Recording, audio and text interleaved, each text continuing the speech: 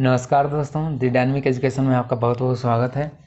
आज का हम सेशन कंटिन्यू करते हैं। पिछले क्लास में हमने आपको अलजेब्रिक मेथड बताया था, उसका हमने डिसएडवांटेज भी बताया था कि उसको हम क्यों प्रैक्टिकली यूज करना थोड़ा सा डिफ़िकल्ट है। सबसे ज़्यादा पॉपुलर है वो मेथड है हमारा सिंप्लेक्स मेथड और काफ़ी फेमस है, यही यूज भी होता है। इसे हम आज सीखते हैं, समझते हैं कैसे इसे सॉल्व किया जाता है, कैसे अप्लाई होता है ये। तो मैं पहले आपको इटरेशन से बताऊंगा, फिर उसको टेबलर फॉर्म में बताऊंगा। इटरेशन मेथड को ही टेबलर फॉर्म में इजीएस्ट करने के लिए लाया गया टेबलर फॉर्म।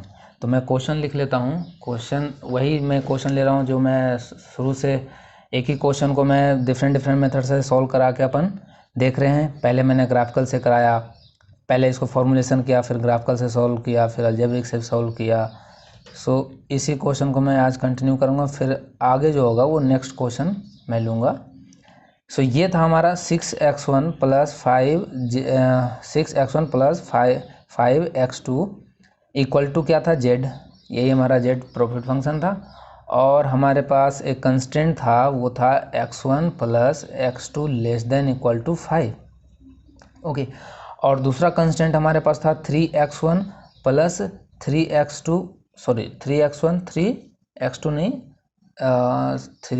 2x2 था 2x2 less than equal to 12। Okay, ये था 2x2 था।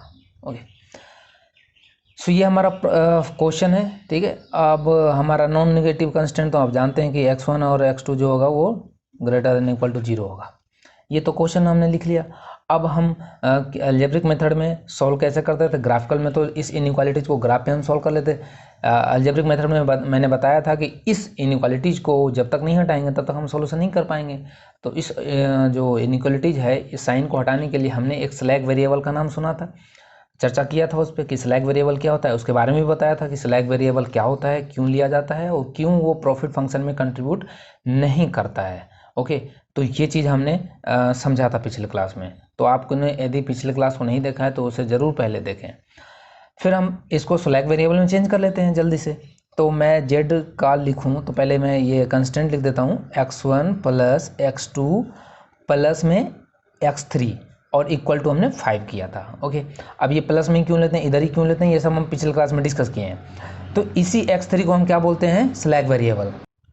और नेक्स्ट जो होगा हमारा वो हम लिखेंगे 3x1 प्लस 2x2 प्लस एक नया वेरिएबल आएगा यहाँ पे x4 और ये इक्वल टू 12 लिखा आएगा। इसी x3 x4 को हम बोलते हैं स्लैग वेरिएबल। अब z फंक्शन क्या होगा, z फंक्शन हम वही सेम 6x1 प्लस 5x2, अब प्लस में ये 0 कंट्रीब्यूशन होता है तो 0x3 प्लस 0x4 हम लिख लिए। कंस्टेंट हमारा यही आ गया, x1 x2 x3 और x4 कभी भी नेगेटिव नहीं होगा, हमेशा पॉजिटिव होगा। ये हमारा नॉन नेगेटिव कंस्टेंट हो गया। अब हमें ये ध्यान यहाँ रखना है कि ये जो राइट हैंड साइड है ना, राइट हैंड साइड में जो ये नंबर है कभी भी ये नेगेटिव नहीं होना चाहिए। यदि ये नेगेटिव है तो सबसे पहले हमें उसे पॉजिटिव बनाना होगा। ओके, क्योंकि ये नेगेटिव क्यों नहीं होना चाहिए, क्योंकि नेगेटिव आने का मतलब कि ये इधर का वैल्यू नेगेटिव है तभी तो ये नेगेटिव आया है। और नेगेटिव वेरिएबल्स कभी हो ही नहीं सकता, ये तो हमारे ऑपरेशन जो हमने लीनियर प्रोग्रामिंग का रूल पढ़ा है उसके ये खिलाफ है। तो ये इधर हमेशा ध्यान रखिएगा, राइट हैंड साइड में हमेशा पॉजिटिव ही होगा हमेशा। ओके, अब हम आते हैं इसके सॉल्यूशन पे कि कैसे सॉल्यूशन करेंगे। तो मैं पहले इटरेशन लगाता हूँ। इटरेशन का मतलब स्टेप बोलो आप, ठीक है। इटरेशन फर्स्ट में क्या लेता हूँ, देखो। अब हम अलजेब्रिक मेथड में क्या करते थे, वहाँ पे नंबर ऑफ वेज निकालते थे, फिर हम सारे को एक बेसिक वेरिएबल होता था, एक नॉन बेसिक वेरिएबल होता था। ठीक है, बेसिक वेरिएबल उसको हम लोग बोलते थे, मैंने बताया था, जिससे हम फाइंड आउट करते हैं। और नॉन बेसिक वेरिएबल जिसे हम एजम्पशंस करते हैं, क्योंकि यहाँ 4 वेरिएबल 2 इक्वेशन है तो 2 क्या होगा, हमें 2 एजम्पशंस करने होंगे और 2 का हम वैल्यू फाइंड आउट करेंगे। तो जितनी इसमें पहले अलजेब्रिक मेथड में हमने बताया था कि जितने भी सॉल्यूशन होते हैं वो कहलाते हैं बेसिक सॉल्यूशन। उस बेसिक सॉल्यूशन में कुछ हमने देखा था कि फिजिबल होता है, कुछ इनफिजिबल होता है, वो भी हमने देखा था। अब उसी में जो हमने x1 x2 0 मान लिया तो ये क्या हो गया, नॉन बेसिक वेरिएबल। और जब x1 x2 का हमने 0 मान लिया तो हमने वैल्यू निकालेंगे क्या, किसका, x3 और x4 का। तो जिसका हम वैल्यू निकालते हैं उसे हम बोलते हैं बेसिक वेरिएबल, और जिसे हम एजम्पशन करते हैं उसे हम बोलते हैं नॉन बेसिक वेरिएबल। तो हम यहाँ पे वहीं से स्टार्ट करते हैं। तो हम पहले x3 x4 को बेसिक वेरिएबल मान के चलते हैं। क्यों मान के चलते हैं? क्योंकि ये हमारा स्लैग वेरिएबल है। इस पे यदि हम देखते हैं कि इसका क्या वैल्यू आता है, पहले हम इसी को चेक कर लेते हैं। यदि ये नहीं फिट होगा तो हम इसको आउट करते जाएंगे, ठीक है। तो सबसे पहले हम इसी को मानते हैं बेसिक वेरिएबल, और जो ये दोनों बेसिक हो जाएगा तो हमारा x1 x2 क्या हो जाएगा? Non basic. नॉन बेसिक मतलब 0, ठीक। चलो, तो हम इटरेशन फर्स्ट में ये मानते हैं कि यहाँ से मैं x3 का यहाँ से अरेंज करके मैं लिखूँ यदि, तो x3 इक्वल टू क्या लिखेंगे हम? 5 माइनस में इधर चला जाएगा x2 माइनस का x1, ठीक है, या x1 माइनस x2 जो भी लिखे। और यहाँ से जब मैं x4 लिखूँगा तो ये हमें मिलेगा 12 माइनस 3x1, और ये इधर जाएगा तो माइनस का 2x2। ओके, अब इस पे z भी तो हमें लिखना होगा। z हम क्या लिखेंगे? z हमारा वही रहेगा 6x1 प्लस 5x2, और ये तो 0 ही कंट्रीब्यूशन है, तो इसको तो लिखो या ना लिखो बात बराबर है। ओके, तो हमें अब ये देखना है इसमें कि मैं x2 x1 को 0 मान लिया, x2 x1 को 0 मान लिया, ठीक है। x2 x1 को 0 मान लिया तो हमें इसमें क्या मिला? हमें यदि मैं x1 x2 को 0 मान लूँ तो हमें तो ये z0 मिल जाएगा, जो कि हमें चाहिए नहीं। हमें तो क्या चाहिए होता है? हमें इसको मैक्सिमाइज करके देखना होता है कि हमें मैक्सिमम कितना मिल सकता है इससे। तो हम इस इटरेशन से क्या करेंगे कि हमें पता है इस इक्वेशन से कि हम अब यहाँ पे एक बताइए कि ये z प्रॉफिट फंक्शन है, तो आप किस x1 को भी इंक्रीज करोगे और x2 को भी इंक्रीज करोगे, दोनों में भी हमें क्या मिलने वाला है? z मैक्सिमम मिलने वाला है। लेकिन हम इंक्रीज किसको करें? इंक्रीज किसको करें ये हमें यहाँ पे बताना है आपको। तो हम इंक्रीज यहाँ बोलेंगे कि इंक्रीज हम जो x1 के साथ जो फैक्टर है वो कितना है? 6 है। x1 के साथ फैक्टर कितना है? 6 है। तो हम x1 को इंक्रीज करेंगे ताकि हमें इसके साथ x1 का मानेंगे तो उसके साथ 6 मल्टीपल में है और इसके साथ 5 मल्टीपल में है, तो फैक्टर ज़्यादा इसका है, तो हम x1 को इंक्रीज करना चाहेंगे। समझ में आया? तो हम इसको x1 को इंक्रीज करते हैं, लेकिन x1 कहाँ तक इंक्रीज कर सकते हैं? क्वेश्चन ये है कि x1 को हम कितना इंक्रीज करें।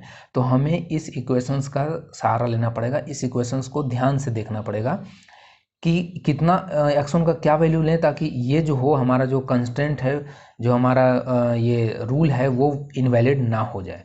अब बताओ कि x1 का हम कितना मैक्सिमम वैल्यू ले सकते हैं। तो x2 तो मान लो, x2 तो हमने 0 रखा, ठीक है। x1 को हमें बढ़ाना है, तो x2 0 रखा तो ये तो चलो 0 हो गया। अब x1 हम कितना ले सकते हैं बताओ? हम x1 इस इक्वेशंस के हिसाब से हम 5 ले सकते हैं। कितना? 5 ले सकते हैं x1, 5। क्यों?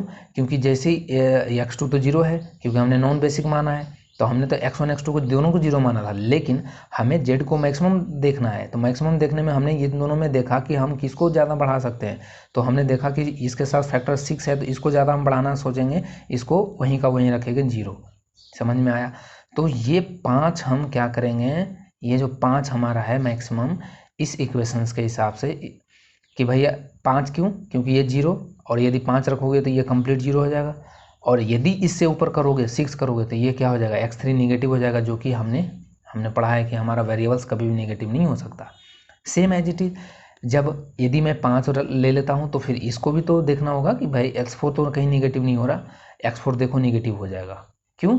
क्योंकि जब ऐसे यहाँ पे 5 रखोगे तो ये 15 हो जाएगा, और ये 12 में से 15 जाएगा, ये तो 0 ही है, 12 में से 15 गया तो माइनस का 3 हो जाएगा, तो मतलब ये निगेटिव में चला गया। तो हमें यहाँ क्या देखना है कि हमारा मैक्सिमम जो x1 जो वेरिएबल्स है उसका वैल्यू 5 हम ले सकते हैं, लेकिन इसके कारण नहीं ले पा रहे हैं, इस इक्वेशंस के कारण हम नहीं ले पा रहे हैं x1 का मैक्सिमम वैल्यू। तो हम इस इक्वेशंस को क्या करेंगे, यहाँ से x4 जो होगा ना, x4 को हम इसको अब बेसिक वेरिएबल में लेकर चले जाएंगे कि तू चल यहाँ से बेसिक वेरिएबल, तू काम का नहीं है, ठीक है। तो इसको हम आउट कर देंगे, x4 को आउट कर देंगे, और हम लेकर किसको आएंगे? एंट्री कौन करेगा? x1 एंट्री करेगा। तो हम जब नेक्स्ट इटरेशन लिखेंगे, इटरेशन सेकेंड जब हम लिखेंगे, और ये देखो ये ऐसे सॉल्व नहीं करना, ये तो मैं समझाने के लिए, थोड़ा सा कॉन्सेप्ट क्लियरिटी के लिए मैं थोड़ा सा ये आपको बैकग्राउंड में ले चला हूँ, नहीं तो मैं ज़्यादातर टेबुलर फॉर्म में ही फेमस है, और टेबुलर फॉर्म ही सिंपलेक्स मेथड का फेमस होता है, सबको ईजीएस्ट सॉल्व करने में लगता है। बट यही चीज़ वहाँ पे भी अप्लाई होगा तो आपको कॉन्सेप्ट ज़्यादा क्लियरिटी होगा, ठीक है। तो हमने यहाँ पे ये देखा। अब इसके बाद इटरेशन सेकेंड में आते हैं। तो इटरेशन सेकेंड में जैसे ही आएंगे तो हमने देखा इटरेशन सेकेंड में कि x3 में तो ठीक है, x3 हमारा ठीक है, x3 जो है वो हमें x1 का मैक्सिमम वैल्यू दे रहा है, मतलब x1 मैक्सिमम वैल्यू पे ये 0 हो जा रहा है, मतलब ठीक है, इससे नीचे नहीं कर सकते। लेकिन ये तो x1 का जो मैक्सिमम वैल्यू है उसी पे ही निगेटिव हो जा रहा है, मतलब ये तो काम का बात नहीं है, इसको तो भगाओ। तो x4 को हम भगा देंगे और x3 को एज इट इज लिख लेंगे। सॉरी, x3 को नहीं, पहले यहाँ से हटा देते हैं, पहले हम इसको x1 को ले आते हैं। तो x1 यहाँ से जब लिखेंगे तो x1 कितना आएगा, यहाँ से आएगा देखो 3x1 इक्वल टू 12। इसको इधर कर दिया हमने, अब इसको इधर कर देंगे, 2 आ जाए नॉन बेसिक में, ठीक है। ये आ जाएगा नॉन बेसिक में। तो हमने 12 ये हो जाएगा माइनस का 2x2 तो है ही, और ये इधर आ जाएगा तो माइनस का x4 हो जाएगा। तो यहाँ से मैं यदि x1 लिखूँ तो कितना हो जाएगा, 3 से डिवाइड कर दो तो 4 माइनस 2/3 x2 माइनस 1/3 x4 हो जाएगा। ओके, तो ये हो गया, x1 हमारा एंट्री ले लिया। अब हम x3 लिखेंगे, तो x3 जब लिखेंगे तो x3 कितना है, 5 माइनस x2। अब माइनस x1 यहाँ पे जो है वो x1 का वैल्यू ये रखना पड़ेगा, x1 का वैल्यू हमें क्या रखना पड़ेगा, ये रखना पड़ेगा। तो x1 का वैल्यू ये रख देते हैं, तो 4 माइनस के साथ है ना, तो ब्रैकेट में रखना पड़ेगा 4 माइनस 2/3 x2 माइनस 1/3 x4। तो इसको जब आप रीअरेंज करोगे, इसको सॉल्व करना, तो x3 जो आएगा हमें वो फाइनल जो आएगा 1 माइनस 1/3 x2 प्लस 1/3 x4 आएगा। ओके, ये हमारा x3 आएगा, समझ में आया, ये हमारा x3 आ गया। अब हमने यहाँ देखा कि हमारा ये x1 और x3 हमारा क्या बन गया, बेसिक वेरिएबल, और x2 x4 इस बार क्या बन गया, नॉन बेसिक वेरिएबल, मतलब इसको 0 हम मानेंगे। तो अब हम z का भी तो लिखना पड़ेगा, तो z हम जब लिखेंगे तो z यहाँ लिख देता हूँ मैं, z जब लिखेंगे तो z में ये कितना आएगा बताओ, ये यहाँ पे जब x1 ये 6x1 था ना, तो 6x1 के जगह पे आप x1 पूरा ये पुट करो, ये पूरा पुट करोगे ना x1 यहाँ पे, तो ये 24 हो जाएगा। तो 24, और बाकी आगे सॉल्व करना, मैं सॉल्व कर रखा हूँ, तुम आपको मैं यहाँ लिख देता हूँ, टाइम वेस्ट नहीं हो, आप देखना इसको करके, ठीक है। ये आएगा 24 प्लस x2 माइनस 2x4, ये आएगा, ठीक है। तो ये हमारा z बन गया। अब हमें फिर से इसमें देखना होगा कि हम x2 x4 को 0 तो मान लिए, हमारा नॉन बेसिक है तो हम 0 मान लिए, इजीएस्ट यही होता है। लेकिन क्या हम ये देख सकते हैं यहाँ पे कि भाई x2 x4 को 0 मान लेंगे तो कितना मिलेगा, 24 मिलेगा। फिर हम ये देखते हैं क्या कोई और चांस है कि हम इस जेड को बढ़ा सकते हैं, क्योंकि हमें मैक्सिमाइज करना है। तो हम चांस का देखते हैं कि हमारा जो जेड है, देखो अब इसमें से इन दोनों में से किसको बढ़ाएं ताकि जेड बढ़ जाए, किसको बढ़ाएं कि ताकि जेड बढ़ जाए, किसको इंक्रीज करें। तो हम बोलेंगे कि इंक्रीज किसे करें, तो ये तो देखो निगेटिव फैक्टर के साथ है, तो ये तो हम बढ़ा नहीं सकते, क्योंकि यदि इसको निगेटिव फैक्टर के साथ बढ़ाओगे x4 यदि हम इंक्रीज करना चाहेंगे तो ये तो निगेटिव होगा, और ये हमें क्या करेगा, जेड को तो कम कर देगा। समझ में आया, तो ये चीज़ यहाँ पे हमें नोट करना होगा। तो हमारे पास प्लस में कौन है, x2 है, तो मतलब हम x2 को इंक्रीज कर सकते हैं जिससे कि हमारा जेड बढ़ेगा। लेकिन कितना बढ़ाएं, कितना इंक्रीज करें, फिर हमें इस इक्वेशंस के पास आना पड़ेगा। अब इस इक्वेशंस के पास आए तो हमने देखा कि भैया x2 का क्या फैक्टर है, x2 का फैक्टर है 2/3, x2 का फैक्टर जो है वो है 2/3। अब x2 को कितना बढ़ाएं ताकि ये निगेटिव ना हो जाए, हाँ 0 रहे या पॉजिटिव में रहे तब ठीक है, निगेटिव ना हो जाए। तो हम इसको मैक्सिमम कितना कर सकते हैं, x2 को इतना मैक्सिमम करें ताकि ये 0 हो जाए, उससे तो ज़्यादा नहीं कर सकते क्योंकि निगेटिव में चला जाएगा। तो हमें x2 का यहाँ वैल्यू कितना पुट करें ताकि ये 0 हो जाए, तो x4 तो हम 0 ही रखें क्योंकि x4 हमें बढ़ाने से कोई फ़ायदा नहीं मिल रहा है, तो हम x4 को 0 पर पुट करेंगे, तो ये हमारा 0 हो गया, ठीक है। अब इसके साथ देखो, तो हम बोलेंगे कि x2 का वैल्यू 6 रखो, जब हम 6 रखेंगे तो कितना हो जाएगा 2/3 इंटू 6, तो ये हो जाएगा 2 डिवाइड कट जाएगा, और ये 2 2 जा 4, अब 4 माइनस 4 0 हो जाएगा। तो इसका मतलब x2 का वैल्यू जो होगा वो हम 6 रखेंगे। लेकिन ये तो इस इक्वेशन से आया। x3 में देखते हैं क्या खेल हो रहा है। जब हम 6 का वैल्यू 6 यहाँ रखेंगे तो देखो ये कितना हो जाएगा, ये 2 से जाएगा तो ये तो हो जाएगा 1 - 2, 1 - 2 तो -1, मतलब x3 हमारा क्या चला गया, निगेटिव में चला गया। तो हम x2 का मैक्सिमम वैल्यू पे ये तो सही दे रहा है, लेकिन ये क्या आ रहा है, निगेटिव में दे रहा है। तो हम इसको भगाएंगे, बोलेंगे x3 तू जा, तेरा काम नहीं है अब यहाँ, तू यहाँ से आउट हो जा। तो आउट कर देते हैं इसको, क्योंकि ये अपना को कोई काम दे ही नहीं रहा है, ये तो मैक्सिमम वैल्यू पे ही निगेटिव हो जा रहा है, जबकि ये तो सही काम कर रहा है। तो हम तो यही चूज करेंगे ना भाई कि हमारा मैक्सिमम पे ये काम कर रहा है, तो हम तू यहाँ से निकल, मैं दूसरे वेरिएबल को लाता हूँ इस बार। तो अब मेरा क्या होगा, x3 को आउट करेंगे और x2 जो यहाँ पे क्या हो रहा है, एंटर लेगा, क्योंकि यही तो मैक्सिमम आ रहा है ना, x2 हमारा एंटर लेगा। तो अब हम नेक्स्ट जो इटरेशन लिखेंगे, इटरेशन थर्ड, ठीक है, इटरेशन थर्ड हम लिखेंगे। तो उसमें हम क्या लिखेंगे, मैं डायरेक्ट लिख दे रहा हूँ, आप सॉल्व कर लेना। मैं डायरेक्ट x2 का वैल्यू लिख दे रहा हूँ, x2 = 3 - 3x3 प्लस का x4। ये कैसे आएगा, ये कैसे आएगा बताओ। तो ये जो अपन को वैल्यू निकालना है, ये कहाँ से निकालते हैं हम, यहाँ से निकालेंगे, सिंपल, क्योंकि ये इस इक्वेशंस को आउट कर रहे हैं ना। तो इस इक्वेशंस को आउट कर रहे हैं तो x3 को हमें इधर कर देना है, x2 को इधर कर देना है। तो हमें पहले इसका एलसीएम ले लेंगे, 3 आ जाएगा एलसीएम, फिर इधर कर देंगे, 3 × में हो जाएगा ये। तो फिर ये हम यहाँ से फिर जब ये करेंगे तो हम x2 को इधर ले लेंगे और इसको इधर कर देंगे, तो ये हमारा इक्वेशन x2 से आ जाएगा। तो x2 अब हमारा क्या बन गया, बेसिक वेरिएबल बन गया, और इधर आ गया x। और x1 का क्या करें, तो x1 में हमें x2 का ये वैल्यू पुट करना होगा, ये वाला वैल्यू हमें पुट करना होगा। तो 4 माइनस, मैं डायरेक्ट लिख दे रहा हूँ, मैं इस चलो यहाँ पे मैं बता ही देता हूँ कि ये 2/3 लिखोगे और x2 की जगह पे आप लिखोगे 3 - 3x3 प्लस का x4, ठीक है, और फिर माइनस में क्या है 1/3x4। ओके, जब आप इसको ब्रैकेट ओपन करके सॉल्यूशन करेंगे तो ये आएगा 2 प्लस में 2x3 माइनस का x4, ये आने वाला है। तो x1 हमारा ये आने वाला है। इस पे z क्या होगा, इस पे इटरेशन z क्या होगा, तो z देखो, z हमारा अभी ये इक्वेशन कंटिन्यू चलता रहता है। पहले हमने ये z लिया, इसमें x1 बोल रखा, अब हमारा z ये था, तो हम 24 × x2 की जगह हम क्या रख देंगे, x2 की जगह ये वाला पुट कर देंगे। तो जब x2 की जगह ये पुट करेंगे तो ये हमें मिल जाएगा, मैं प्लस यहाँ लिख देता हूँ 3 - 3x3 प्लस का x4 माइनस का x4 माइनस का 2x4, सॉरी, माइनस का 2x4 क्योंकि 2x4 है। तो यहाँ से जब हम कैलकुलेट करेंगे तो ये हमें यहाँ से ये तो 24 और 3 27 दिख रहा है, और माइनस का 3x3 अब माइनस का x4 आ जाएगा। इसको सॉल्व कर लेना, ठीक है। तो ये हमारा z बन गया। अब यहाँ पे हम ये देखना चाहते हैं कि क्या हम z को क्या क्या कर सकते हैं, बताइए। सो हमने यहाँ पे देखना है कि z कितना मैक्सिमम कर सकते हैं। तो अब हमारे पास x1 और x2 क्या आ गया, बेसिक वेरिएबल, और x4 और x3 कितना आ गया हमारा, नॉन बेसिक वेरिएबल।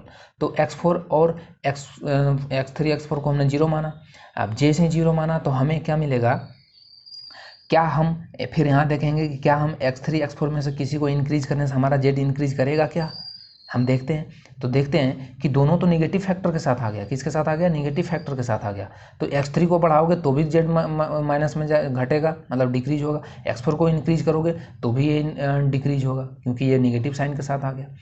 अब निगेटिव फैक्टर के साथ आ गया तो हमारा ये तो कंफर्म हो गए कि x3 और x4 को हम 0 ही रख सकते हैं मैक्सिमम, इससे ज़्यादा हम नहीं कर सकते हैं।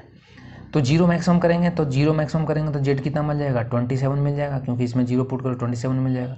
जब इसमें x1 में x3 और x4 0 पुट करोगे तो x1 आपको 2 मिल जाएगा, और x2 कहाँ है, x2 में जब 0 पुट करो तो x2 जो आपको मिलेगा वो मिलेगा, सॉरी, x2 जो मिलेगा वो आपको 3 मिलेगा। तो मतलब यही तो हमारा सॉल्यूशन था, यही हमारा सॉल्यूशन था। हमने पहले भी देखा है कि z x1 2 आ रहा था, x2 3 आ रहा था, और z का 27 आ रहा था। समझ में आया। तो ये हमने इटरेशन मेथड से सॉल्व किया, और यही इटरेशन मेथड को बार बार लिखने में थोड़ा सा डिफ़िकल्टीज होता है, इसलिए हम टेबलर फॉर्म को ज़्यादा स्टैंडर्ड मानते हैं, वो हमारा ज़्यादा कॉम्प्लिकेटेड नहीं, ईजी उसे हम कर सकते हैं। सो इसमें और अलजेब्रिक मेथड में क्या डिफरेंस हमने देखा, अलजेब्रिक मेथड में और इसमें हमने क्या क्या डिफरेंसेस देखे, हमने डिफरेंसेस देखे कि यहाँ पे एक तो पहली बात कि हमें उसी चीज़ को, उसी वेरिएबल्स को हम लेते हैं, यहाँ से हमें एक आइडिया मिल जाता है कि हमें किसको मतलब लेना है, किसको हटाना है। हमें एक्स्ट्रा एफर्ट नहीं लगाना पड़ता है, हम अननेसेसरी वैल्यू को कैलकुलेट नहीं करते हैं, जो इनफिजिबल है उसको भी हमें कैलकुलेट नहीं करना पड़ता है, हमें डायरेक्ट टू द पॉइंट पे बात करते हैं कि भाई इससे मैक्सिमम हो रहा है या नहीं हो रहा, इससे बढ़ाने से क्या होगा, हम यहाँ पे ये डायरेक्ट क्या करते हैं देख लेते हैं। तो इसी के कारण ये मेथड नेसेसरी हो जाता है सॉल्यूशन के लिए, और अलजेब्रिक मेथड इस पे मतलब इससे ज़्यादा नहीं हो पाता है कि उसको हम यूज करें। तो अलजेब्रिक मेथड को हमने अवॉइड करना है और सिंप्लेक्स मेथड को अब हमें देखना है। चलिए हम अब टेबलर मेथड को देखते हैं। इसी क्वेश्चन को हम टेबलर फॉर्म में करते हैं। इक्वेशन यही रहेगा, हमारा कंस्टेंट यही रहेगा, सॉल्यूशन करने का तरीका यहाँ तक तो सेम ही रहेगा। देखो ये आपको इक्वेशन दे रखा होगा, ये आपका क्वेश्चन दे रखा होगा, और इसमें पहले हमें इस इक्वल टू में चेंज करना है स्लैग वेरिएबल लगा के। ओके, तो मैं इधर लिख लेता हूँ एक बार, एक सेकेंड। सो हमने ये क्वेश्चन को लिख लिया। अब हम इसे टेबलर फॉर्म से सॉल्व करते हैं कि टेबलर फॉर्म में हम कैसे इसे सॉल्यूशन करते हैं। ओके, तो आइए हम टेबलर फॉर्म को स्टार्ट करते हैं। तो टेबलर फॉर्म में हम इसमें कुछ रूल होगा, उसको आपको ध्यान रखना होगा, ठीक है, कुछ टर्म्स आएंगे उसको भी ध्यान रखना होगा। तो हम टेबलर फॉर्म को यहाँ से स्टार्ट करते हैं। टेबल के फॉर्म में मतलब हमें बार बार वो चीज़ें लिखना नहीं पड़ता है, बार बार इटरेशन फर्स्ट इटरेशन है वही मेथड, ठीक है। तो मैं तो पहले इसमें क्या करूँगा, यहाँ पे पहले हम वेरिएबल्स लिख देते हैं। हमारे पास जितने वेरिएबल्स हैं उसको हम पहले यहाँ लिख देते हैं, x1 x2 x3 and x4। ये हमने वेरिएबल यहाँ पे लिख दिया। ओके, और इन सभी को हम क्या करते हैं, ऐसे हम इधर हमें एक टेबल बनाना है। ओके, समझ में आया। तो अब इन जो होता है, ये जो x1 है x2 है वेरिएबल्स है, इसके ऊपर ऊपर हम लिख देते हैं इसके कोएफिशिएंट। इसके जो हमारे किसका कोएफिशिएंट, भाई जो z आपका है ना, z इसका कोएफिशिएंट हम यहाँ पे लिख देते हैं। तो कोएफिशिएंट यहाँ पे लिख देते हैं, z का कितना है 6, ये कितना है 5, ये कितना है 0 और ये कितना है 0। ये चीज़ हमने लिख लिया, और इससे हम नाम देते हैं CJ। ये क्या है CJ। अब CJ यहाँ पे 1 2 जितना भी आपका वेरिएबल है वो वेरी करेगा, जैसे ये C1 हो जाएगा, ये C2 C3 C4 इस तरह से। ओके, अब यहाँ पे जो हम लेते हैं, ये पहले मैंने एक ऐसे सॉरी, तो यहाँ पे हमें क्या लेते हैं, हम वही सेम जो वहाँ पे क्या लिखा था हमने कि पहले हम बेसिक वेरिएबल और नॉन बेसिक वेरिएबल लेते हैं, क्योंकि हमारे पास 4 वेरिएबल्स हैं, 2 इक्वेशन है, तो हमें 2 को नॉन वेरिएबल मानना पड़ेगा।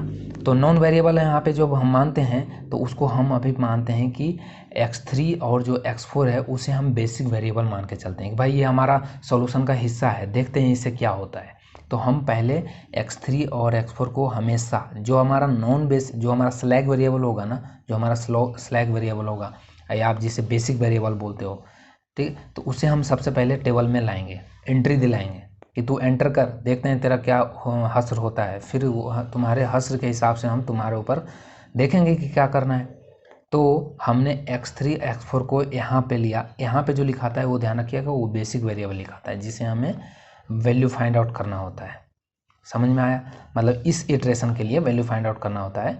और इस टाइम पे x2 और x1 को हम क्या मान के चलेंगे, वो हमारा 0 रहेगा, वही सेम एज इट इज उसकी तरह। तो ये हमारा नॉन बेसिक वेरिएबल हो जाएगा। अब हम एक ऐसे लाइन खींच देते हैं। अब यहाँ भी हम कोफिशिएंट लिखते हैं, यहाँ कोफिशिएंट किसका लिखते हैं, यहाँ हम कोफिशिएंट लिखते हैं प्रॉफिट फंक्शन का 0 0, यही जो है ना, ये 0 0 यहाँ पे लिखा जाएगा।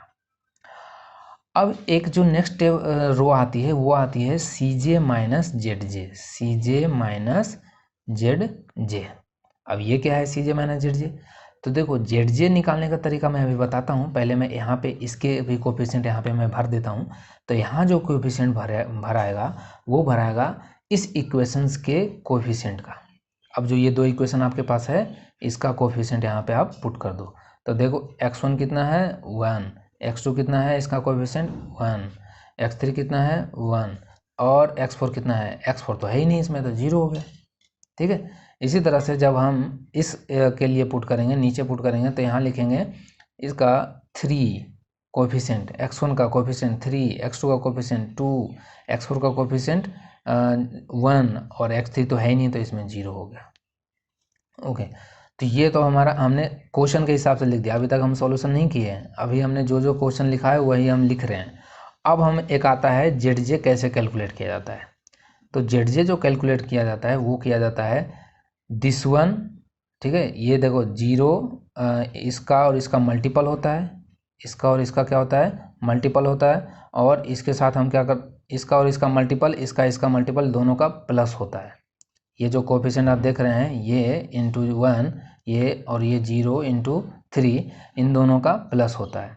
ओके, और सी जे कौन होता है, सी जे हमने देखा है, ये सी जे ये हमारा चलता है। तो जब हम सी जे माइनस जेड जे इसके लिए लिखेंगे तो हम क्या लिखेंगे, हम ये लिखेंगे, देखो जब आप zero into one zero, plus zero into three zero, और ये तो हो गया जेड जे, मतलब इस केस के लिए जेड जे कितना हो गया, जीरो हो गया। समझ में आया। अब सी जे कितना है, तो सी जे यहाँ पे जब हम फर्स्ट रो के लिए लिख रहे हैं x1 के लिए, तो सी जे 6 है, तो 6 माइनस जीरो कितना होगा, 6 हो गया। अब इसी तरह से हम नेक्स्ट आगे भी लिखेंगे, किसका, यहाँ से हम इसको फिर से जेड जे कैलकुलेट करो इसके लिए, तो जीरो इंटू जीरो, अब फिर से जीरो इंटू जीरो, तो ये तो जीरो ही रहेगा, तो ये कितना आ जाएगा, 5 आ जाएगा, सी जे माइनस जेड जे कैलकुलेट करना आया, कैसे आया, इसका जो कोएफिशिएंट है, ये जो हमने बेसिक वेरिएबल लिया है इसका, और जिस रो के लिए लिख रहे हैं उन दोनों को मल्टीपल करके प्लस करना होता है दोनों को, ठीक है। जबकि ये दोनों जीरो है यहाँ पे, तब तो ये क्या होता है, इससे हमें एक ट्रिक भी याद रखना है कि जब हम फर्स्ट इटरेशन करते हैं, फर्स्ट टेबलर करते हैं, तो उसमें क्या होता है कि जो हम ये जो कोफिशिएंट होता है ये स्लैग वेरिएबल का, वो जीरो होता है। और जब ये जीरो है तो जो हमारा ये दोनों जीरो है, तो हर कोफिशिएंट के साथ मल्टीपल करोगे तो वो जीरो ही आना है जेड जे, तो इसका मतलब हमारा जो फर्स्ट रो होगा ना, वो as it is C J minus Z J वही होगा जो हमारा सी जे होगा। तो आप इसको भी ऐसे ध्यान रख सकते हो, बार बार फर्स्ट के लिए कैलकुलेट करने की जरूरत नहीं है। तो इसमें भी आप देखो फिर से जीरो करोगे, जीरो हो जाएगा, जीरो माइनस जीरो, सी जे इसमें जीरो है तो जीरो माइनस जीरो जीरो हो जाएगा, यहाँ भी जीरो हो जाएगा, ये हो गया। अब आर एच एस में हम क्या लिखते हैं, यहाँ पे हम भूल गए, आर एच एस भी लिख लेते हैं। आर एच एस में हम इधर लिखेंगे आर एच एस में हम लिखेंगे ये वैल्यू जो हमारा लेफ्ट राइट हैंड साइड में इक्वेशंस करेगा, ये लिखेंगे 5 और 12 हम लिखेंगे। ओके, तो 5 12 हमने लिख लिया। अब यहाँ से हम क्या करते हैं, हम सी जे माइनस जेड जे हमें क्या डिसाइड कराता है, तो हमें डिसाइड कराता है कि कौन एंट्री लेगा, इसके हिसाब से हम उस वेरिएबल को एंट्री देते हैं। वो कौन सा एंट्री होगा, तो सी जे माइनस जेड जे, हम भाई ऑब्वियस सी बात है उस वेरिएबल्स को ज़्यादा लाना फेवर करेंगे जो हमारा मैक्सिमम होगा। तो इसमें मैक्सिमम कौन है, ये 6, तो 6 में हम एक एरो मारेंगे ऐसे, इस एरो ये बताएगा कि ये 6 किसके है, तो x1 का है, ठीक है। तो x1 मतलब इसमें एंट्री करेगा। आउट कौन होगा, वहाँ पे तो हमने इक्वेशन से देखा था कि कौन आउट होगा, यहाँ पे हम आउट करने के लिए एक और कॉलम बनाएंगे, उसका नाम देंगे हम थीटा, डिफरेंट बुक में आपको अलग अलग मिलेगा, उससे कोई दिक्कत नहीं है, प्रोसीजर यही होगा, ठीक है। नोटेशन आपको अलग अलग मिल सकता है किताबों में। तो हम थीटा लेंगे। थीटा कैसे निकालते हैं, तो थीटा हम निकालते हैं, ये आपको ध्यान रखना है कि जो आपका जो आपका कॉलम जो एंट्री मारने वाला है ना, उसके साथ का जो उसके कॉलम में जितने भी ये कोफिशिएंट आ रहे हैं, इनका और आरएचएस का दोनों का डिवाइड करना होता है। तो हम इसको डिवाइड करेंगे तो 5/1 कितना आएगा, 5, ठीक है।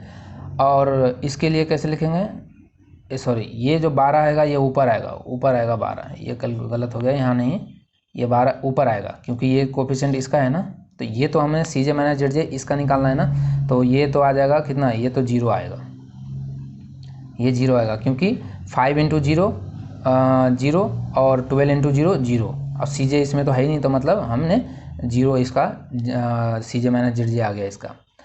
अब ये हमें यहाँ क्या कर रहे थे, ये डिवाइड कर रहे थे, तो ये 12 में से 3 डिवाइड करना है तो कितना आएगा, 4, 12 में से 3 डिवाइड किया तो 4, 3 को डिवाइड कर दिया हमने, 3 से डिवाइड कर दिया, 3 से डिवाइड किया तो ये हमें 4 आ गया। अब हमें थीटा क्या देता है, थीटा बताता है कि जो कम होगा उसको बाहर निकालो, जो हमें कम होगा उसको, मतलब इसमें थीटा में से हम क्या देखते हैं, हम देखते हैं कि जो कम वाला वैल्यू है ना, क्योंकि ज़्यादा वाला का रखो क्या पता आगे काम आ जाए, तो जो कम वाला है उसको तो भगा दो, जब हम उससे ज़्यादा हमें वैल्यू हमारे पास है तो कम वाले को हमें निकाल देना है। तो निकाल देंगे। ऐसे एरो का मतलब हमने इसको निकाल दिया, ये बाहर जाएगा। अब ये 4 के पास हमने एरो लगाया तो ये 4 बाहर होने का मतलब कौन बाहर होगा, x4 बाहर होगा। ये पूरी जो रो है ना ये चेंज होगा, समझ में आया। तो ये हमने बाहर कर दिया। अब इसी को तुम थोड़ा सा पीछे बढ़ाओ, पीछे लाओ और इसको पीछे लाओ, तो ये दोनों जहाँ पे मिल जाएंगे ना, ये ऐसे ऐसे ऐसे थोड़ा समझाने के लिए मैं बता रहा हूँ, और इसको ऐसे किया तो ये दोनों इस पॉइंट पे मिले, तो इसी को हम क्या बोलते हैं, ये पूरे रो को हम बोलते हैं पिवट रो। ठीक है, पिवट रो। और इस एलिमेंट को हम बोलते हैं पिवट एलिमेंट। ये हमारे काम का होता है, इसको हमें ध्यान रखना है, पिवट एलिमेंट हम इसे बोलते हैं। ओके, इस पिवट एलिमेंट को हमें ध्यान रखना है। और ये अब बाहर जा रहा है, x4 बाहर जा रहा है, एंट्री कौन कर रहा है, x1। तो हम यहाँ पे लिखेंगे x3 तो हमारा एज इट इज है, तो x3 को यहाँ पे लिख दो पहले, x3 इसका कोफिशिएंट भी लिख दो, यही 0 रहेगा। अब जो x3 जो रो है उसमें हमें क्या करना है, यहाँ से पिवट एलिमेंट्स के जो है, ये हमारा जो एलिमेंट है पिवट एलिमेंट, इससे हमें डिवाइड करना होता है। ये पूरे रो में हम क्या करते हैं, इसे डिवाइड कर देते हैं। x1 यहाँ पे हमें एंट्री कर रहा है, तो x1 को हमने यहाँ पे लिख लिया। और इसका कोफिशिएंट कितना है, इसका कोफिशिएंट है 6, इसका कोफिशिएंट है 6। ओके, तो हमने एक रो बना लिया। और अब हमें यहाँ पे कैसे ये कैलकुलेशन करना है ये हमें समझना है, क्योंकि यहाँ पे तो हम एज इट इज़ कोफिशिएंट को लिख लिए, लेकिन यहाँ पे हमें उस ऑपरेशन को ध्यान रखना है। तो सबसे पहले जो हमारा एंट्री किया है उसका क्रियाक्रम कर देते हैं, तो उसका क्रियाक्रम कर देते हैं। तो उसका क्रियाक्रम क्या करते हैं कि जो हमारा पिवट एलिमेंट है ना, उसको उससे हम पूरे रो को हम डिवाइड कर देते हैं, पूरे रो को हम डिवाइड कर देते हैं और उसको हम लिख लेते हैं यहाँ पे एज इट इज। तो जब पूरे रो को 3 से डिवाइड कर दोगे, जो पिवट एलिमेंट है उससे डिवाइड करना है, तो 3/3 क्या है, 1, 3/3 1। उसके बाद 2/3 कितना हो जाएगा, 2/3 हो जाएगा, 2 में 3 से डिवाइड किया, 0/3 कितना हो जाएगा, 0 हो जाएगा। और ये कितना हो जाएगा, 1/3 हो जाएगा। ओके, और ये 12 में से 3 का डिवाइड किया तो ये 4 हो गया, ये हमने लिख लिया। अब जो बात आता है ये आता है, यहाँ पे थोड़ा सा आपको मैट्रिक्स ध्यान करना पड़ेगा कि मैट्रिक्स आपने देखा है कि एक होता है आइडेंटिकल मैट्रिक्स, ठीक है, या उसे यूनिट मैट्रिक्स, आइडेंटिकल मैट्रिक्स बोलते हैं।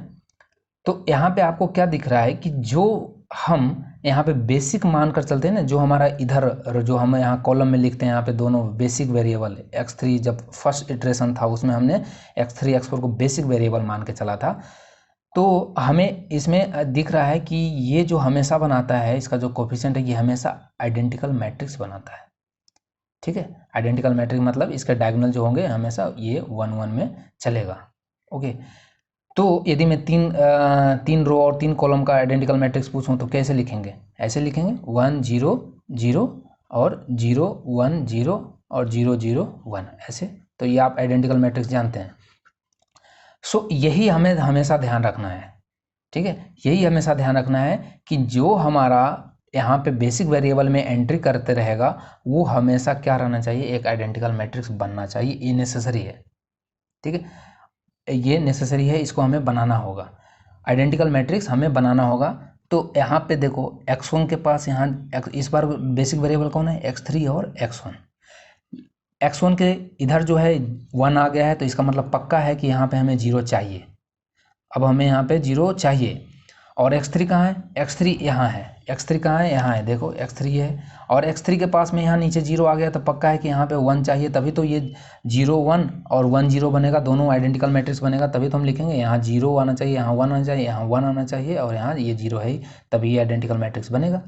ओके, सो हमें यहाँ पे अब क्या करना पड़ेगा, हमें रो ऑपरेशन करना पड़ेगा।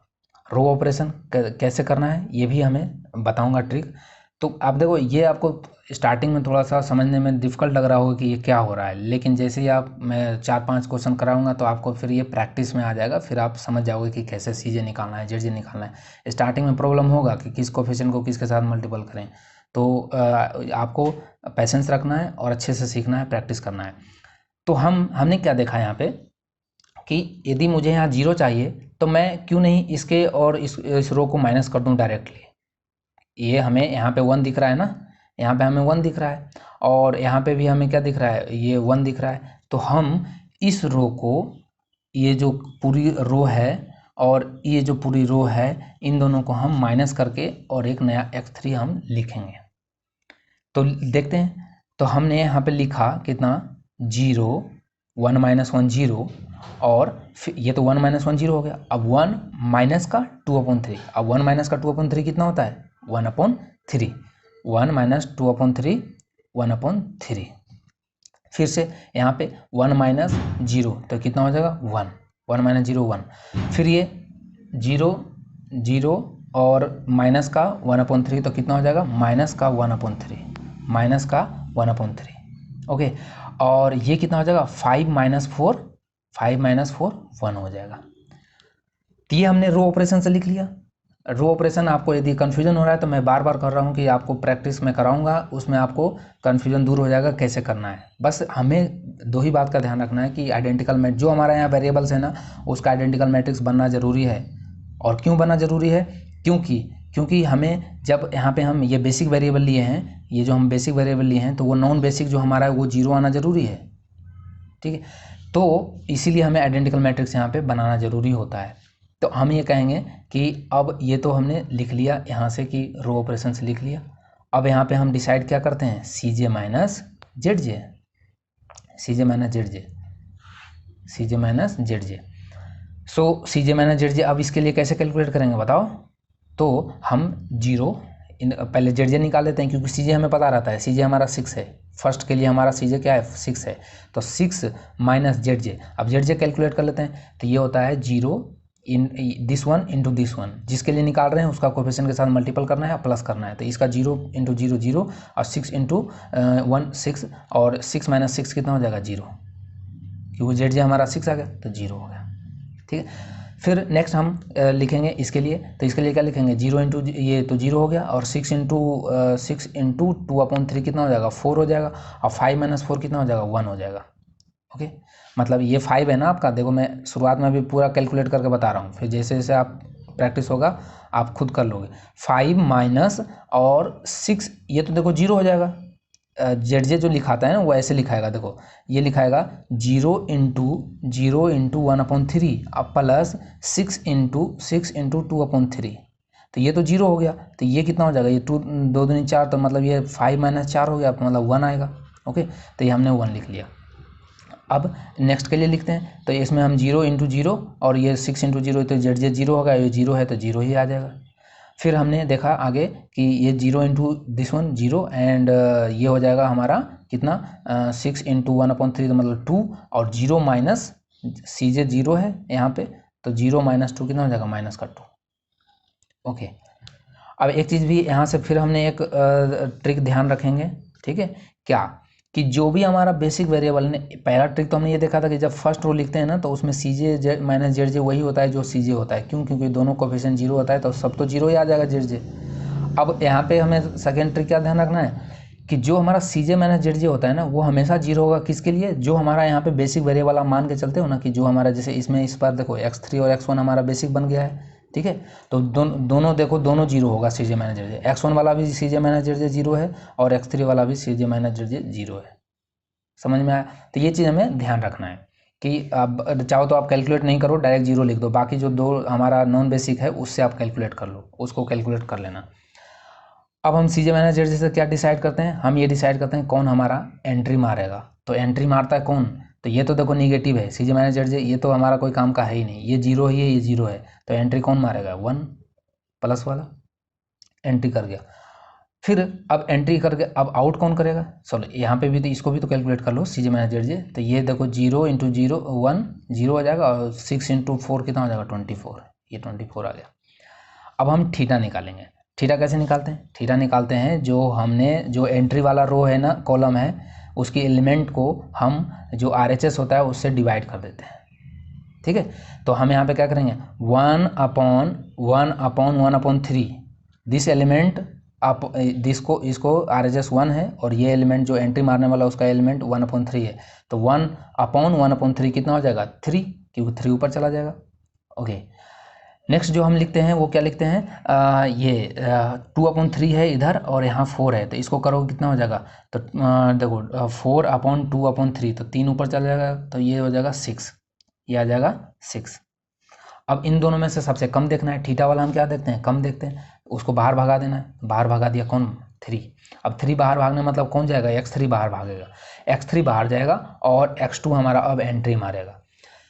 सो इन दोनों को क्रॉस करो, इधर पीछे बढ़ाया इधर आगे बढ़ाया इसको, तो ये दोनों यहाँ पे मिलेंगे, तो मतलब ये हमारा पिवट एलिमेंट हो गया। इसको हमें ध्यान रखना है, हमने इसको गोला बना दिया, पिवट एलिमेंट हो गया। अब नेक्स्ट फिर से हमें अब एंट्री कौन मार गया, x3 को बाहर कर दिया, इसके जगह x2 आ गया तो x2 लिख लिया, और x1 तो हमारे पास है ही। अब इसकी जो कोफिशिएंट है वो कोफिशिएंट जो z में है वो हमेशा आता है, यहाँ ध्यान रखना है। तो यहाँ से हमें पता है x2 का जो कोफिशिएंट है वो 5 है, x1 का 6 है, ये हमने लिख लिया। अब नेक्स्ट स्टेप क्या करते हैं हम, यहाँ पे जो हमने रो को भगाया है उसका पहले क्रियाक्रम कर देते हैं। तो उसका क्रियाक्रम कैसे करते हैं, उसका क्रियाक्रम करते हैं जो हमारा पिवट एलिमेंट आया है 1/3 जिसको हम बोलते हैं पिवट एलिमेंट को, तो यहाँ पे इसी एलिमेंट से सारे रो को डिवाइड कर दो, सिंपल, वही हमारा हो जाएगा। जो नया वाला हमारा वेरिएबल आया है वो रो हमेशा एज इट इज लिखा जाएगा। तो 0/1/3 कितना आ जाएगा, 0। ओके, 1/3 ये तो खुद ही है 1/3, और इसको 1/3 से डिवाइड करोगे तो ये हमेशा 1 आ जाएगा, ठीक है। और ये 1/1/3 तो ये 3 आ जाएगा, और ये माइनस का 1/3/1/3 तो माइनस का 1 आ जाएगा। ओके, और ये कितना है, ये हमारा RHS में 1 है, तो ये 1/3 तो मतलब 3 आ गया। ओके, सो अब हमें x1 का क्रियाक्रम करना है। तो x1 का क्रियाक्रम अब आपको ध्यान रखना है कि आपका x2 x1 कौन बन गया, बेसिक वेरिएबल। तो बेसिक वेरिएबल x1 कहाँ है, देखिए x1 आपका यहाँ 0 आ गया, x2 आपका 1 आ गया, तो पक्का है कि यहाँ पे हमें 1 लाना है और यहाँ 0 लाना है, तभी तो आइडेंटिकल मैट्रिक्स बनेगा ये x1 x2 का। अब यहाँ पे हम यहाँ पे 0 लाने की कोशिश करते हैं, ये 1 लाने की कोशिश नहीं करते हैं, हम यहाँ पे 0 लाने की कोशिश करेंगे, ठीक है। ये 1 ऑटोमेटिक आ जाएगा, इस पर आपको फोकस करना है कि ये 0 कैसे लाएं। तो हम 0 इसको ऐसे लाएंगे कि हमारा जो ये जो x1 है वो हमारा कितना है 2/3, ये कितना है 2/3, और x2 जो हमारा ये कितना है, ये हमारा है 1। तो इस पूरे रो में हम क्या करेंगे, 2/3 से मल्टीपल करके और इससे माइनस कर देंगे। इस पूरी रो को 2/3 से मल्टीप्लाई करके इसके साथ माइनस कर देंगे, इस रो के साथ, ठीक है। आई होप कि आपको ये थोड़ा सा लग रहा होगा स्टार्टिंग में कि मतलब ये क्या, मतलब कहाँ से मल्टीप्लाई करना है, कहाँ डिवाइड करना है, बट हाँ आपको बिलीव करना होगा कि आप जैसे ही 4-5 क्वेश्चन करोगे आप एक्सपर्ट हो जाओगे इसमें, ठीक है। तो आपको घबराना नहीं है, अच्छे से समझना है, 2-3 बार लेक्चर को रिवाइज करके देखना है। सो इस रो को इसमें क्या करना है, देखो मैं आसान तरीके से इसलिए इतना आराम से समझा रहा हूँ कि आपको आसानी से समझ में आए। हमें पहले तो आइडेंटिकल मैट्रिक्स, पहले तो बेसिक वेरिएबल यहाँ देखना है कि ये दोनों बेसिक वेरिएबल है। वो एक तो देखो जो फर्स्ट रो जो एंट्री मारता है उसको लिखने का तरीका तो बहुत ही ईजी है कि भाई पिवट एलिमेंट को पूरे से डिवाइड कर दो, कर दिया, हमने लिख लिया। अब इसके हिसाब से यहाँ 0 मिल जाता है और यहाँ 1 मिल गया। जैसे ही हमने यहाँ 0 देखा तो हमें पक्का अब यहाँ 1 चाहिए, और यहाँ 1 है तो यहाँ 0 चाहिए, तभी आइडेंटिकल मैट्रिक्स बनेगा। अब हम यहाँ पे 1 लाने की कोशिश नहीं करते हैं, हम यहाँ पे 0 लाने की कोशिश करते हैं। ये जैसे 0 आ जाएगा ना, ये ऑटोमेटिक 1 आ जाएगा, ठीक है। तो यहाँ देखो हमने क्या देखा कि ये हमारा जो वैल्यू है ना, ये 1 है, ये कितना है 1 है, और ये जो नया वाला पुराने वाला जो x1 है उसमें 2/3 है। तो हम क्यों नहीं इसमें 2/3 से मल्टीपल कर दें और इसके साथ माइनस कर दें, तो 2/3 0 दे देगा हमें। अब बाकी का मुझे नहीं पता, बाकी का आपको नहीं देखना है, जैसे सिर्फ यहाँ पे 0 लाने की कोशिश करना है। तो हम इसमें पूरे को 2/3 से मल्टीपल करके यहाँ पे लिखते हैं। तो जब आप 2/3 से मल्टीपल करोगे तो देखो ये 0 × 2/3 0, और 1 - 0 तो 1, यहाँ 1 आ गया ना। अब 2/3 और इसके साथ 2/3 का मल्टीपल करो तो ये 1 × 2/3 2/3, और 2/3 - 2/3 ये 0 आ गया यहाँ पे। बाकी के लिए देखते हैं, तो बाकी में इसमें 2/3 से मल्टीपल करना है, 2/3 से मल्टीपल करोगे तो 3 × 2/3 कितना हो जाएगा, 3 × 2/3 मतलब 2 आ जाएगा, और यहाँ 0 है तो 0 - 2 हो जाएगा, तो 0 - 2 तो -2। ओके, फिर इसमें 1/3 से मल्टीपल 2/3 से मल्टीपल करना है तो ये आ जाएगा माइनस का 2/3, और ये कितना है माइनस का 1/3। तो इसको जब माइनस करेंगे तो -1/3 और माइनस का ये, तो ये दोनों प्लस में हो जाएगा, और ये आ जाएगा कितना हमें 1। ओके, और इसमें ये इसमें 2/3 से मल्टीपल करेंगे तो ये 3 × 2/3 2 हो जाएगा, और ये कितना है 4 - 2 कितना हो जाएगा 2। ओके, तो ये हमने लिख लिया इजली। अब हमें क्या करना होता है, सी जे माइनस जेड जे लिखना होता है। तो आराम से हम सी जे माइनस जेड जे, अब देखो हमारा यहाँ पे बेसिक वेरिएबल कौन है, x1 x2, तो हम इससे बिना निकाले 0 0 कर दो, ठीक है। बाकी इनको देख लो, कैलकुलेट कर लो कि भाई कि ये कितना आ रहे हैं। तो 5 इंटू 3 कितना होता है, 5 इंटू 3 15 और प्लस में आता है यहाँ पे, और 6 इंटू 12 कितना हो जाएगा, 6 इंटू 12 6 इंटू 12 सॉरी 6 इंटू 2 12 हो जाएगा, और माइनस के साथ है तो माइनस का 12 हो जाएगा, और ये प्लस और माइनस कितना हो जाएगा, माइनस, तो 15 माइनस कितना हो जाएगा, 15 माइनस 12, तो मतलब 3 तो आया जेड जे, लेकिन सी जे कितना है यहाँ पे, सी जे है 0, सी जे कितना है इसके लिए 0, तो 0 माइनस 0 माइनस का 3, तो कितना हो जाएगा, माइनस का 3, तो माइनस का 3 आ गया, ठीक है। इसी तरह से इसको कैलकुलेट करोगे तो 5 इंटू -1 माइनस का 5 और प्लस का 6 तो कितना हो जाएगा, 1 हो जाएगा, और फिर 0 माइनस 1 करेंगे तो माइनस का 1 आ जाएगा। ओके, तो ये हमारा आ गया। अब हम इसके हिसाब से फिर हम यहाँ पे ये भी जेड भी लिख लेते हैं यहाँ पे, RHS जो हम बोलते हैं। तो यहाँ से 5 इंटू 3 15 और 6 इंटू 2 12, और दोनों का सम कितना होगा, 27, दोनों का सम 27। इसमें जो सीजे आता है वो सीजे हम नहीं लेते हैं, क्यों, क्योंकि सीजे यहाँ पे हम कैलकुलेट नहीं करते हैं, डायरेक्ट इसका मल्टीपल जो होता है वही हमारा यहाँ पे RHS में लिखा जाता है, ये आपको ध्यान रखना है। तो ये आ गया 27। अब इसके लिए थीटा देखते हैं, तो थीटा हम इसके लिए क्यों निकालें, पहले हम ये देख लेंगे कि सी जे माइनस जेड जे कौन एंट्री कर रहा है, कौन बाहर जा रहा है। यहाँ पे अब ना तो ये एंट्री करेगा ना ये कोई बाहर जाएगा, क्यों, क्योंकि अब देखो सी जे माइनस जेड जे सब क्या हो गया, निगेटिव हो गया, सी जे माइनस जेड जे हो गया निगेटिव हो गया, जो कि हमारा कोफिशिएंट निगेटिव तो कभी हो ही नहीं सकता। तो फिर हमने यहाँ पे क्या कर दिया, टर्मिनेट कर दिया, हमारे टर्मिनेट हो गया यहाँ पे। इसी पे जो हमारा ये जो इधर वाला जो होता है ये हमें आंसर देता है कि x2 हमारा कितना है, x2 हमारा यहाँ से मिलेगा 3 और x1 हमें मिलेगा कितना 2, ठीक है। और उस पर z का वैल्यू कितना आ गया 27।